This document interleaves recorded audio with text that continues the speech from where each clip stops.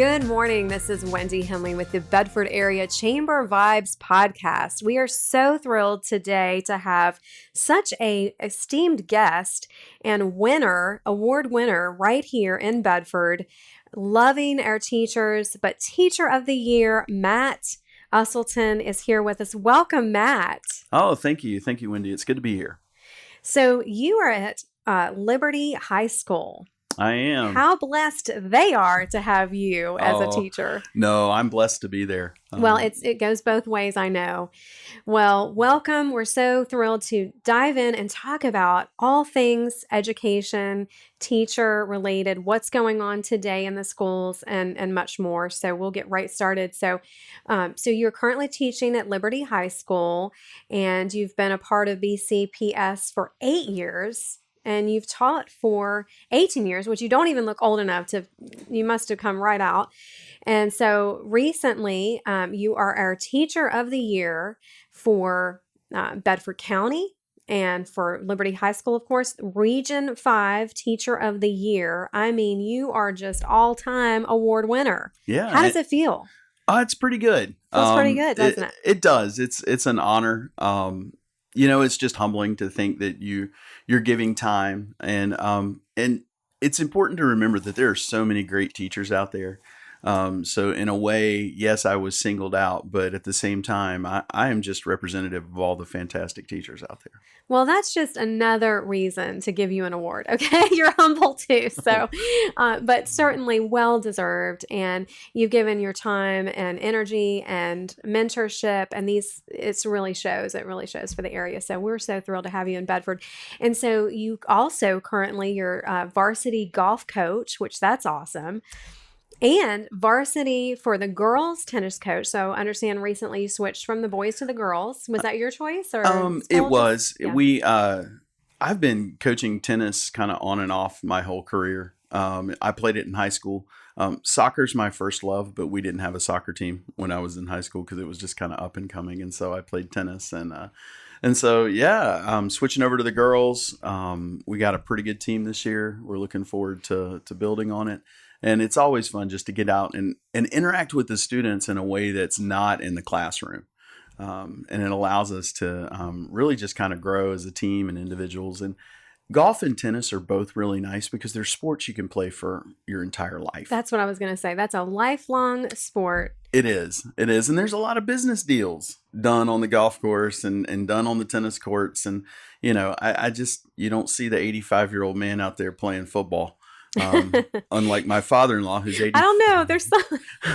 Well, my father-in-law is 83 and plays tennis 3 times a week. Oh, wow. Yeah. Now he doesn't play fast, but he plays. Right. But he's still out there. Yeah. Listen, my dad at like 70 beat me on the tennis courts. It was quite embarrassing, but yes, it happens. Right. And I love tennis. Indeed.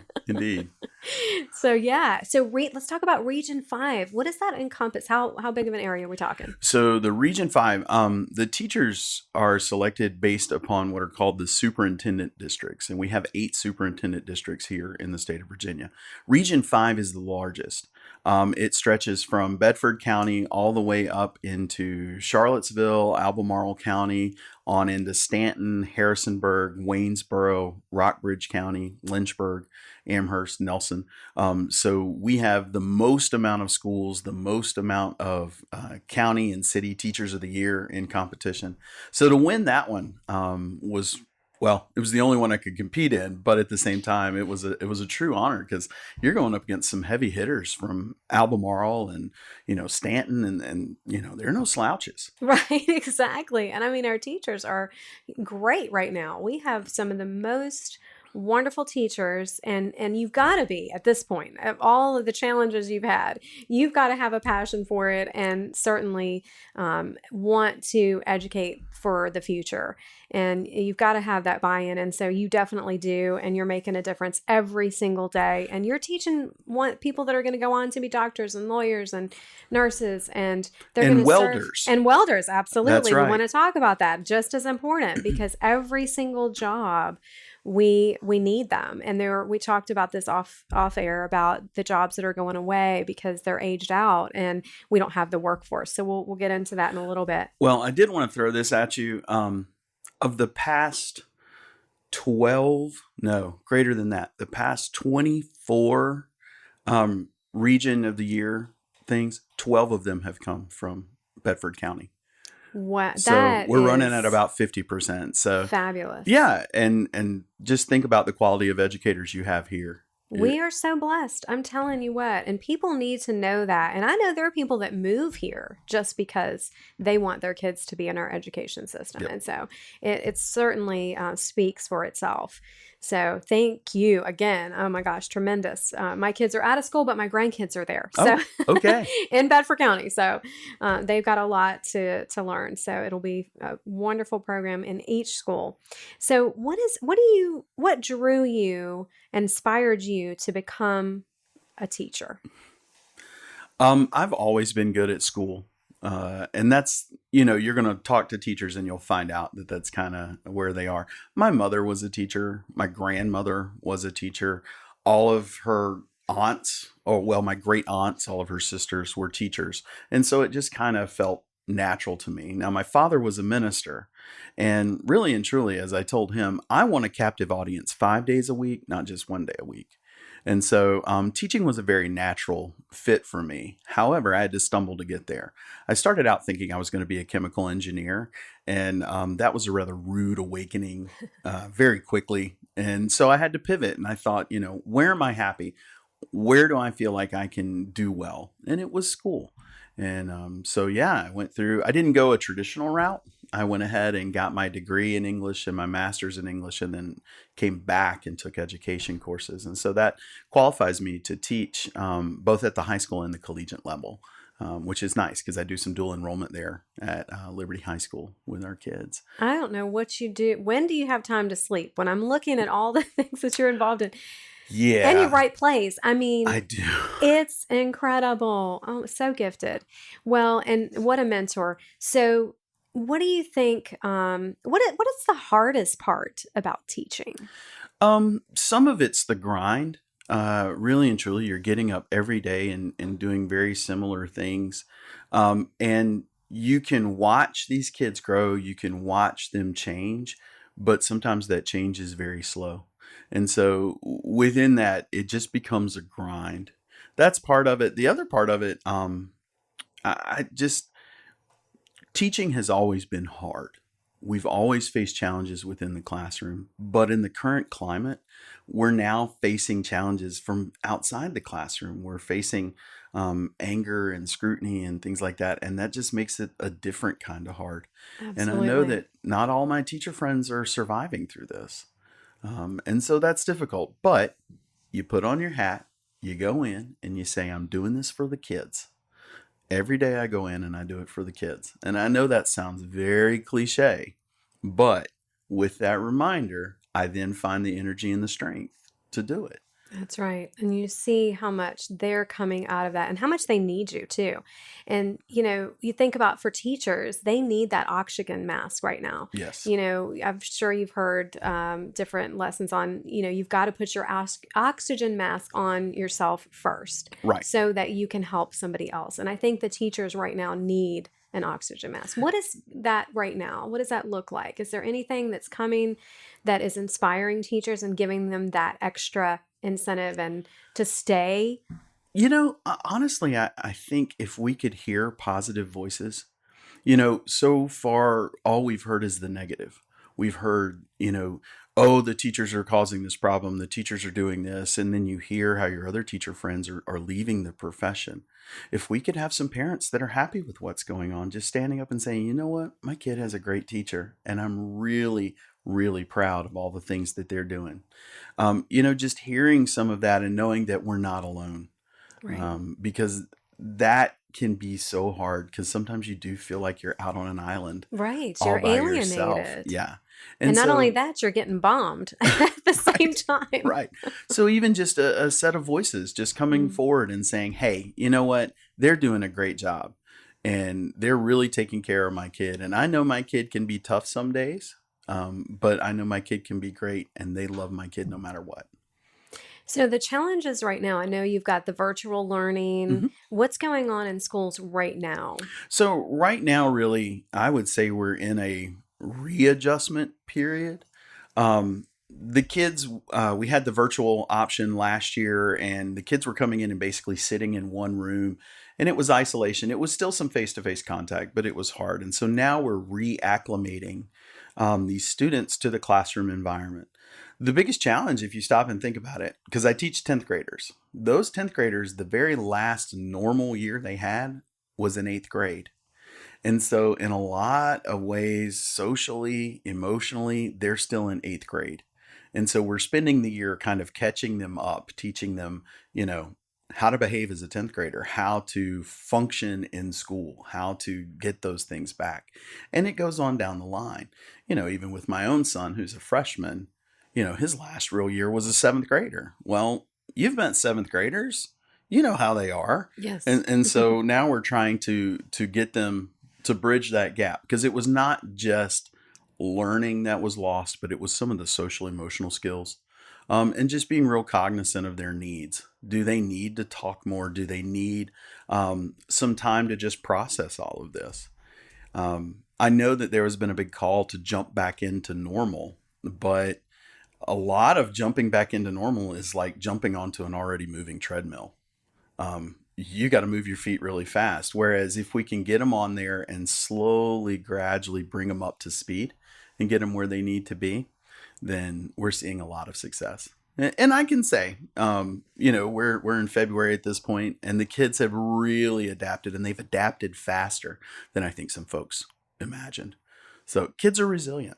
They really are, thankfully. Yeah. But they've had their challenges too. It's just been across the board, you know, I know for everyone. But certainly you guys are adapting, you're overcoming, and you're succeeding. So it shows. And so what do you think, what would you tell another teacher to inspire them and keep them on the path of teaching? I would straight up tell them, number one, these have been the hardest 3 years of my career. Okay. I'm about to hit 20 years next year, because when that 18 years was out, that was last year. So yeah, I'm at 19 right now. But weather the storm, focus on what you do, and it's going to be okay. It really is going to be okay. We need teachers, and we need teachers that care. And so, with that, acknowledge the hardship, kind of figure out where you are, and know that all you have to be, and this is key, you just have to be good enough today. You only have to be a good enough teacher today. If you do that enough, you'll get to the point where you're stable and you're good enough by habit. And now we can practice being an exceptional teacher. Whereas some people who aren't in a good space try to jump straight to that exceptional teacher. You know, it's that whole Instagram thing where I get on Instagram and, oh my gosh, look at that really cute office and everything's neat in there. I'm such a failure. We can't do that. I just Right. have to be good enough today. I just have to give the kids what they need today. Tomorrow, we'll worry about being exceptional. That's right. And what's the win? So, you know, you want it to be a win on both sides. Obviously, developing your own leadership skills and, you know, and of course, you know, going in each and every day, you're touching lives and you're changing lives and you're mentoring lives. So this is important. But what is the hold on to, you know you're making a difference, but yet what's going to keep you going? Is it just the thought that, okay, this child, each student is important, right? And you don't know how far they're going to go. They could go president of the United States. You know, we don't know. Um, what is going to keep that teacher going, do you think? I think some of it is recognizing the influence that you're having. I have had students come back to me and say specifically, "Hey, do you remember that conversation we had about the potential opening of whatever?" In fact, case in point, in Roanoke, I don't know if you saw the newscast. Joe Curo and his wife are getting ready to open that trampoline in the old Books a Million building. Joe's my former student. There you And we go. actually had a conversation in English class that had nothing to do with English, but had everything to do with what would be some of the things that you would open around here and what would be some cool ideas. And believe it or not, he actually threw out an idea for what if we could do like stunt dives, and what if we could do like trampoline jumps and things like that. And so just facilitating those conversations and then seeing some of that bloom later on, So that's the hearing real. the success stories. Yes. Yes. Yes. And did I have any part of that? To see, remember that I had a part of it? Maybe not, but I know I gave him the space to talk and brainstorm. And yes, it had nothing to do with English at the time, but I say we teach as much about life as we do about our subject matter with these kids. Absolutely. And you are planting seeds for the future. And there's where it just makes all the difference because all of us have those teachers that we remember that made, whether we choose to admit it or not, I definitely choose to admit it. I have certain teachers that I remember and they made a huge impact on my life and my career today. Absolutely. And we need to share those stories because I do believe that that's what's going to help teachers to keep going and thriving. Now, granted, some people, they have the gift of teaching and they just need to utilize it and make sure that they are doing it for the right reasons and they're passionate about what they're doing because you truly are changing lives and impacting our whole community and world, really. So, so you're a mentor. Who's your mentor? I look back on the teachers I had in high school. I was very, very fortunate. I grew up in Collinsville, Virginia, down in Henry County, and I was very fortunate to have a crop of teachers at my very, very, very small school who were very good. Matt Minnick, my band director, for 4 years, I just learning to organize, manage people. You talk about where you learn not to quit. You know, I thought I did a great job, and here he is going, all right, let's do it again. And so striving for perfection, putting things together. My social studies teacher, Stuart Webster, Stuart, just a fount of knowledge. She was a Jeopardy queen. And so that idea of, because you got to remember, these are the early days. We were just playing Oregon Trail on the computer. You didn't have Google yet. All And right. so if you wanted to look something up, you had to go grab the encyclopedias, or you could go ask Stu because she knew. And she just held all of these things. And so, you know, those are some of the things I model myself after. And it's funny because sometimes when I'm teaching, I have these almost out of body experiences where I'm kind of standing to the edge watching myself go. And I'm going, oh, you stole that from Stu. Oh, you stole that from Matt Minnick. Oh, you stole that from Mr. Shropshire, the geometry teacher. And it's funny. And it makes me laugh because we are modeling What we've those, learned. yeah, those who trained us. Absolutely. And making a difference. I'm telling you, and you're speaking into that person, and then that person is speaking into the next person. And so it is so wonderful to see that in action. And so let's talk about, we know you have goals, future goals, but as we're talking about mentorship, how do you inspire your students? So I get to know them. Really and truly, I believe it is very key that I know my students. English can be hard. Not everybody's a reader. But if I get you reading about the right things, then it becomes easy. And what I mean by that is I have a student who is a bit of a challenge. I believe some of his other teachers would agree with me on that. However, he is obsessed with cars. And so when we're doing an exercise, maybe his reading is not the short story I handed to some other kids, but his reading is about the latest car developments. Maybe he's reading about, because he particularly likes old and classic cars. And so, and in that, inspiring the students by showing them that if you kind of focus on what you're interested in, it ceases to be work and it becomes joy. And that's what I want them to do.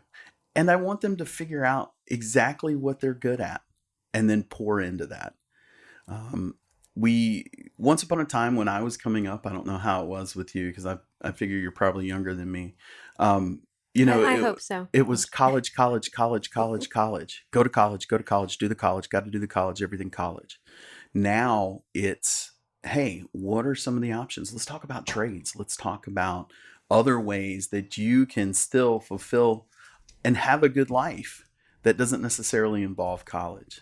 Yes, there's so many. And, we do want to touch on that because it's so important that we keep our workforce here in Bedford County. And teaching them life skills is huge. I don't know, is that right now happening in the school Oh, systems? absolutely. Great Absolutely. for Bedford. Yeah. And so educating them on the jobs that are available here so that our workforce is not doesn't continue to be depleted. And so we want to retain and rebuild our workforce because there are so many jobs that are going away. They're getting aged out, and the kids here don't understand and don't know what's available to them. They truly don't. I did an informal survey. I knew I was coming in here, and I just said, "All right, guys, let's just say you get out of here, and what are the big jobs here in Bedford?" And their answers immediately were fast food, Walmart, or Food Lion. Oh And gosh. I was just shocked. And granted, in their teenage mind, those are the jobs available to them Right. At that time. at that time. Yes. But I said, well, what about Sam Moore? What about some of these other manufacturing pieces? And they're like, are they there? Now, the kids whose parents work at the paper mill in Big Island, they knew the paper mill in Big Island. Right. But for the majority of our kids, they don't realize the options that are here. The opportunities that are right here so that they can go to, if they need to go to college and go to college is wonderful, but we've got that. But then to bring them back, in some jobs, it's going to be going to Susie G. Gibson so that they can get the education there and they were job ready as soon as they come out of there. Absolutely. And that's huge. Even if they are going to go to college, I still like for some of my engineers, particularly my mechanical engineers, go take welding. Right. Why do I need to take welding? Well, you know what? If you know how to build it, when you go to design it, it's going to be that much better. And I have a doctor now, well, she's a medical doctor, but she did the program for cutting hair when I was working in another county and cut Right. hair and paid her way through Cosmetology. college. Yeah. Yes. Yeah. Exactly. Having two careers is okay and really should be a way of thinking because truly, when you think about now how long we're working into 70, basically, everybody has a second career at least, Well, and you know? I don't know that model of us getting with a singular company and staying there all our lives is viable anymore. Right. I think these kids are going to have multiple jobs and do multiple things across their long career, and that's great. Because Absolutely. that makes it more well-rounded and it brings the experience from other areas. And I think it makes our businesses better. And I think, there's a couple of things that are going to help. We, as the Chamber of Commerce, would go into the schools, and we were doing this at it was BSTC now, Susie G. Gibson Center in Bedford. We have the Career and Tech Expo, where we showcase all of the different careers and really tell you about the jobs that are available there and what kind of education that you need to get into these certain jobs, and also what kind of money, what are we talking about as far as salaries is concerned in each job and vocation. So there's so much to offer right here in Bedford, and we want to do more of that. Due to COVID, we weren't able to do it for a couple of years, but we want to bring that back into the schools So soon. I would suggest at that point, maybe not focusing on Gibson yet, but maybe going to the 10th grade or even the ninth grade. And the reason is because when you're at Gibson, those students have chosen to be at Gibson. There are some students that just aren't sure. Right. And if they were to hear, they may go, oh, okay, so I do need to go to Gibson to get those things, to go into culinary, to do building trades, to do electricity, whatever it is that I need to do. And so in that sense, you're catching a wider audience and making them more aware, but you're also helping to feed our Gibson. Because we'll have more kids that just, I don't know what it's about, Right. and trust me, 10th graders, they don't know. They certainly You don't. And a ask lot them, of juniors and seniors don't either. And that's okay. But like you say, if they can get, the dual careers, then what a great thing. absolutely. That's going to take them through life. So I was thinking, transforming your mind to think about the big picture. Hmm. And I feel that, your inspiring words about how to help the teacher to get through it also transforms to the kids, too, the students, who they just need to transform their mind to think about the big picture, not just today, not just the here and now, because that can bog you down. That can, just make you almost immobile when you think about it. And you're just wanting to do a total changeover, or kids want to drop out of schools, or teachers want to drop out of, teaching, which is a terrible thing to happen. So just transforming your mind to think big picture, keeping a mentor surrounding yourself with people that have great energy, and they're going to speak into your life about how to make it to the next level and how to keep going. I think those are all important. And so we look forward to helping you and all the teachers certainly continue and to inspire them and make sure that the stories are being told about the difference that you're making. And so what is your next goal? So I think for me, I have to make a decision at a certain point as to whether or not I'm going to step into administration or central office. That's something the wife and I have been talking about together.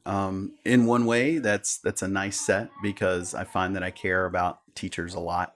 And so mentoring those teachers and helping them through these moments. But at the same time, I also love the kids.